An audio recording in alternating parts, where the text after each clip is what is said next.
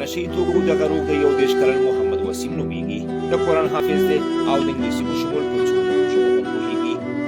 3 ځلې د کابل په 5 بستریز، 3 ځلې په جندلک او دا د اوس مهال د کابل په 0 بستریز ابن سینا روغتون کې د 4م ځل لپاره تر درملنې لاندې دی. وایي ایټالیا کې اوسېده. زه په کوکاین مې شروع کړم. په کوکاین کې دلته افغانستان کې دومره نه ده، هلته ډېر ده او په پزه کې مې وهل. کوکاین نه چې مې شروع کړل، پاسته یو څو میاشتې پاسته یو جینۍ و د یونان نه مالته، هغه معملي و، هغه سره اشنا شوم، هغه پوډر یې څښل، بیا هغه سره لاړم پوډر ته. دغه معتاد وایي چې نشو ترې لاره ورکه کړې وه او شپې ورځې یې په سړکونو وې. 15 کاله پسته د اروپا نه راځي سړی، داسې په دې حالت کې ډېر حال مې خراب شو، ډېر حال مې خراب شو.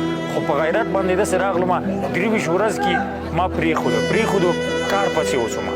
کار پسې دې خوا راسه دې خوا راسه لاړم. د ایټالیا سفارت کې ترجمان وم کابل کې. هغه نه پسته د اماراتو جیشو سره یو کس ما ملګری و، هغه ویل عربي دې زده ده. زما ځکه 8-9 ژبه مې زده ده الحمدلله. عربي مې پاکستان کې مې زده کړې ده، انګلیش مې په افغانستان کې زده کړې ده، ایټالیا په ایټالیا کې مې زده کړې، یوناني په یونان کې مې زده کړې. خپله زه پښتون نه یم، ویاړم چې پښتو مې زده ده او پښتو مې اول زده کړې ده.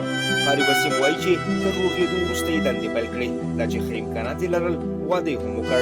دا ډېر وخت تېر نه و چې بېکاره شو او له همدې امله بیا ځلې معتاد شو. ژوند مې خراب شو، احترام مې هغه نه څه کې چې ژوند مې داسې لاړو، ښځه مې لاړه.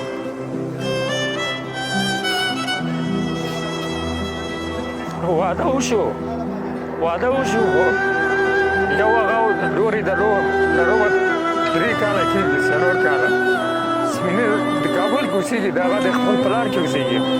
مونږ جداونه وشو، جدایي وشو. د وسیم په څېر داسې ډېر معتادین شته چې تر درملنې وروسته یې